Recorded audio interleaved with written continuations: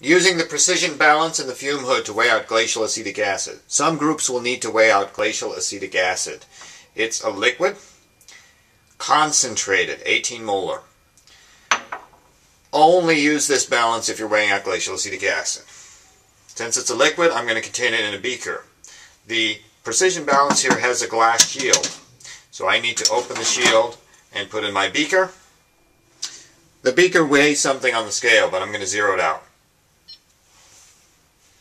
Now I'm ready to weigh out a precise value of acetic acid. Let's imagine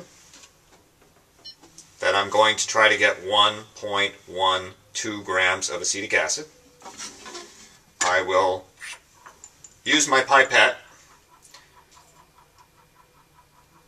I don't want to go past 1.12 grams, so I'm going to first add fairly quickly. I can see the mass here.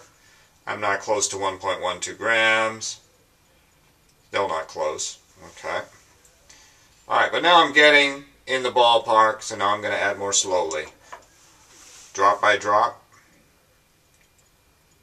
Like I'm doing the titration, if you remember that. Don't want to go past the desired quantity. So there's a drip. That's not it yet. 1.12 grams, almost there.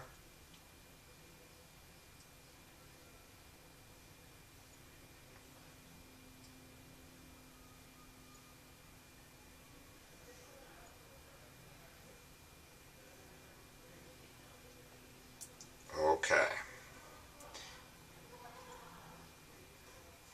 Alright, so I'm at 1.11 grams. I close the lid to make sure I've got a precise measurement, and that's pretty good. That's a good weight there.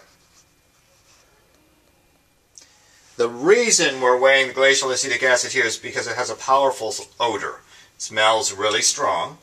So when you're doing this, I actually recommend you have the blower turned on. So there's a switch. There's a switch over here. I'm going to turn on the blower. You hear a lot of noise, so the air is being pulled out the top of the fume hood, taking all the bad smells with it.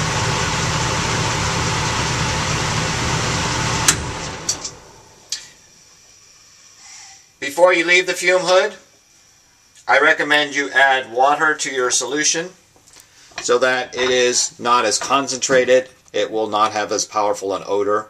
So here's my precisely measured out quantity of acetic acid. Here's almost 100 mils of distilled water. I'm going to top it off so I have precise measurements there. Alright, so there's my distilled water that I used in the cylinder. And I'm going to pour that in there.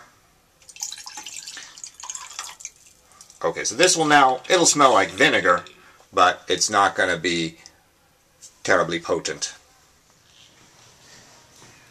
When you go to use the pH meter, it will probably look like this. The electrode is resting in a buffer of pH 4, and the solution you'll bring is in a beaker, like so. You will need to rinse the electrode before you place it in your solution. So this is distilled water. I'm rinsing the electrode into a wash beaker. Now I can immerse the electrode into the solution that I'm measuring. I'm stirring gently. Stirring gently until I get a stable reading on the meter. Right now I'm just using tap water, so I expect it to be close to neutrality.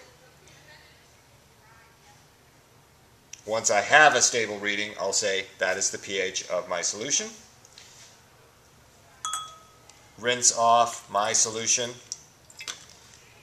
Put the electrode back in its original home.